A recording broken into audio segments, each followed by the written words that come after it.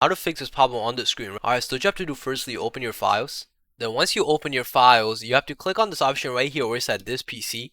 Now under this PC, you should have the option right here where it says local disk. Just click on that. Now from here, you're going to have to click on program files.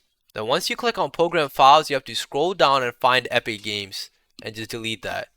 You're going to have to find more files that are related to Epic Games. So any file you see, Fortnite, whatever, just delete that too. Now from here, you're going to have to go back and close files. Then once you close files, you're going to have to search up Epic Games Launcher. Then once you search up Epic Games Launcher and you're in Epic Games Launcher, go to library. Then once you're in library, you're going to have to click on Fortnite and the three dots right here. Now from here, you're going to have to click on manage. And you're going to have to click on verify files. Now once you verify your files, you should have new files in Epic Games and your problem should be fixed. And if it's not fixed, just click on uninstall and install it. Then once you do all that, your Fortnite should be fixed. So if this video helped, make sure you like, subscribe, and leave a comment down below. Thank you for watching.